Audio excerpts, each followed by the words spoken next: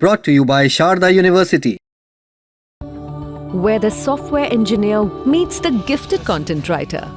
The world comes together at Sharda University. Bharat सरकार के कृषि एवं किसान कल्याण मंत्रालय में राज्य मंत्री भागीरथ चौधरी को खीरे की खेती के लिए 99,60,000 रुपए की सरकारी सब्सिडी मिली है। भागीरथ चौधरी अजमेर से लोकसभा सांसद भी हैं। राजस्थान में इनका बड़ा फॉर्म है जहां खीरे की खेती होती है और इस काम के लिए उन्हें सरकार का पूरा सपोर्ट मिल रहा है। जो बोर्ड ये सब्सिडी पास करती है, मंत्री भागीरथ चौधरी उस बोर्ड के वाइस प्रेसिडेंट हैं। कृषि मंत्री अपने ही स्कीम के लाभार्थी कैसे बने और इसका प्रोसेस क्या है, ये सभी चीज़ें द इंडियन एक्सप्रेस से जुड़े इन्वेस्टिगेशन में सामने आई है। हरिकिशन शर्मा की ये रिपोर्ट है, इस पर मंत्री का जवाब भी आ गया है, वो भी सुनाएंगे। सबसे पहले स्कीम समझ लेते हैं कि ये स्कीम है क्या। कमर्शियल फार्मिंग को बढ़ावा देने के लिए भारत सरकार mission for integrated development of horticulture MIDH scheme चला रही है। ये नेशनल हॉर्टिकल्चर बोर्ड के तहत आती है। सब्सिडी उन किसानों को मिलती है जो बड़े पैमाने पर चुनिंदा सब्जियां जैसे शिमला मिर्च, खीरा, टमाटर और फूलों में गुलाब, ऑर्किड की खेती करते हैं। सब्सिडी के नियम क्या हैं? इस स्कीम में प्रोजेक्ट की कुल लागत का अधिकतम 50% या प्रति परिवार ज़्यादा से ज़्यादा 1 करोड़ रुपए की सब्सिडी आपको मिलती है। इसे साल 2014 में लाया गया था।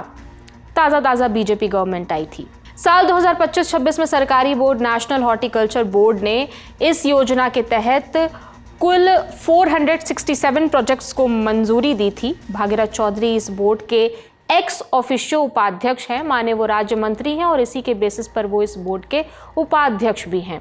केंद्रीय कृषि मंत्री शिवराज सिंह चौहान अध्यक्ष हैं। तो जिन प्रोजेक्ट्स को मंजूरी मिली है उनमें भागीरथ चौधरी का नाम भी है। तो कहाँ है ये खेती? अब ये समझ लेते हैं कि राजस्थान के बीचों बीच नागौर में डीडवाना कूचामान जिले के पी गांव में 16,592 वर्ग मीटर में फैला खीरे का फार्म है इनका। बाहर एक साइन बोर्ड लगा हुआ है जिस पर पूरी जानकारी लिखी है। लागत से लेकर सब्सिडी, लोन, सब कुछ ये कंपलसरी होता है। आपको सब्सिडी मिलती है तो ये बोर्ड लगाना होता है, लाभार्थी को जानकारी देनी होती है। तो क्या है इस बोर्ड पर जानकारी, अब ये समझ लेते हैं। प्रोजेक्ट की कुल लागत 1,99,20,000 है, लगभग 2 करोड़ रुपए मान लीजिए।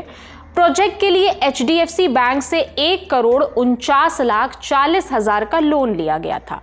सरकार की तरफ से 99,60,000 सब्सिडी सीधे उनके इसी बैंक लोन अकाउंट में जमा कर दी गई। 49,80,000 उन्होंने खुद अपनी तरफ से लगाए हैं। अब यहाँ गौर करने वाली बात यह है कि साइन बोर्ड पर 99,60,000 लिखा है, लेकिन कागजों में 99,03,000 ट्रांसफर होने की बात है, ये रिकॉर्ड में है, यानी 57,000 कम। कागजों में बाकी बचे 57,000 का कोई जिक्र है ही नहीं, ऐसा इंडियन एक्सप्रेस ने अपनी इन्वेस्टिगेटिव रिपोर्ट में दावा किया है। सब्सिडी पास होने की टाइमलाइन भी देख लीजिए। अब क्या है ये पूरी टाइमलाइन? 15 अप्रैल 2025 मंत्री भागीरथ चौधरी ने सब्सिडी के लिए ऑनलाइन एप्लीकेशन दी। 29 अप्रैल 2025 सिर्फ 14 दिनों के अंदर उनके प्रोजेक्ट को शुरुआती मंजूरी मिल गई। नियमों के मुताबिक इस मंजूरी से पहले ज़मीन की जांच होनी ज़रूरी होती है।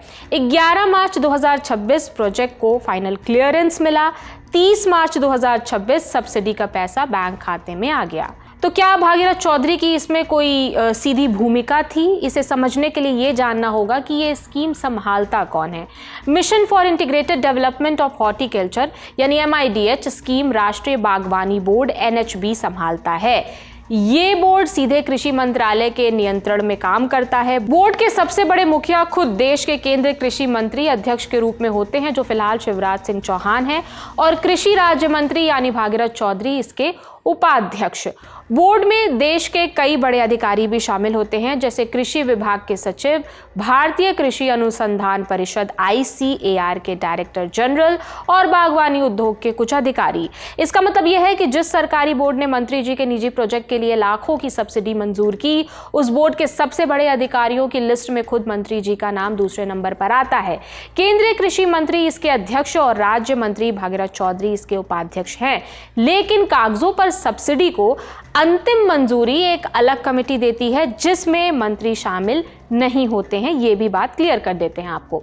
मार्च 2025 में भागीरथ चौधरी ने पीएमओ को अपनी प्रॉपर्टी की जानकारी दी थी। इस जमीन का जिक्र उन्होंने तब किया था, लेकिन इस बड़े प्रोजेक्ट या सब्सिडी का कोई जिक्र उसमें नहीं था। मंजूरी इसके 1 महीने बाद मिली थी। वैसे भागीरथ चौधरी ने 2018 में भी इस सब्सिडी के लिए आवेदन किया था, लेकिन तब देरी की वजह से फॉर्म उनका खारिज कर दिया गया था। उनके बेटे का भी एक एप्लीकेशन नियमों का पालन न करने की वजह से खारिज हो चुका है। आज तक ने इस बारे में जब भागीरथ चौधरी से सवाल किया तो उन्होंने क्या जवाब दिया है, अब ये सुन लीजिए। मैं कोई छिपा के कोई काम, बाकायदा बोर्ड लगा रखा हूँ मैं। वहाँ डीडवाना कुचामन के डीएम साहब, कलेक्टर साहब भी गए, सारे सब कुछ गए, सबको मैं विजिट करवाता हूँ वहाँ।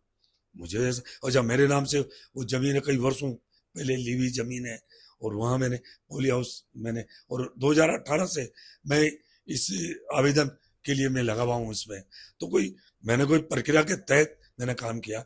दूसरा, हम 2 MS हैं, MOS हैं हम, और उसमें एक रामनाथ जी ठाकुर है और एक मैं हूँ।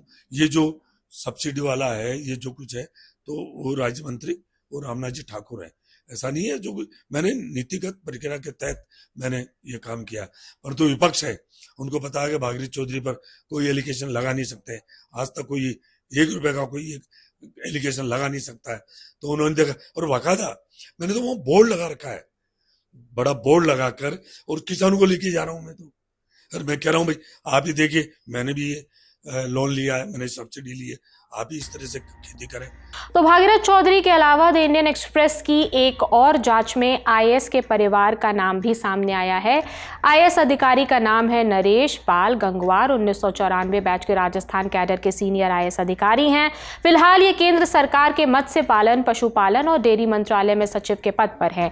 इस योजना के तहत उनके परिवार के 3 मेंबर्स जो हैं सामने आए हैं जिनको ये सब्सिडी मिली है। उनकी मां है, पहला नाम बिंदुमती, राजस्थान के जोबनेर तहसील के भासिंगपुरा गांव के खीरे की खेती के लिए उन्हें 46,03,000 की सब्सिडी जनवरी 2025 में इनके बैंक में खाते में आई थी। उस समय गंगवार केंद्र सरकार के पर्यावरण मंत्रालय में एडिशनल सेक्रेटरी थे। दूसरा नाम उनकी पत्नी का है, डॉक्टर रंजीता सिंह। डाड़ी बुराज गांव में ही खीरे की खेती के लिए साल 2021-22 में इन्हें 24,36,000 की सब्सिडी मिली। जब मई 2020 में इस सब्सिडी की प्रक्रिया शुरू हुई, तब गंगवार राजस्थान सरकार में खुद कृषि उत्पादन आयुक्त और प्रधान सचिव के बड़े पद पर तैनात थे। तीसरा नाम उनके बेटे का है, कुमार ऋत्विक। डाड़ी बुराज गांव में खीरे की खेती के लिए मार्च 2023 में इनके खाते में 46,49,000 की सब्सिडी आई। तब वो केंद्रीय पर्यावरण मंत्रालय में एडिशनल सेक्रेटरी थे, आईएएस अधिकारी। इन्हें अलग अलग प्रोजेक्ट्स के लिए पिछले 5 वर्षों में कुल 1,16,00,000 से ज़्यादा की सरकारी सब्सिडी मिल चुकी है। ये वही योजना है, डेवलपमेंट ऑफ कमर्शियल हॉर्टिकल्चर, जिसके तहत भागीरथ चौधरी को फ़ायदा मिला और इसे कृषि मंत्रालय का NHB चलाता है।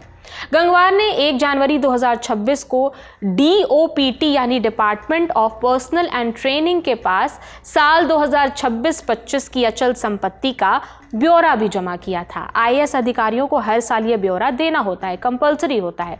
इसमें उन्होंने अपनी पत्नी, मां, बेटे और बेटी के नाम पर कृषि भूमि की घोषणा की थी। जब उन्होंने 2021-22 में DOPT को अपनी सालाना अचल संपत्ति बताई थी, तब योजना के तहत मंजूर किए गए केवल पत्नी के नाम पर एक प्रोजेक्ट की जानकारी दी थी।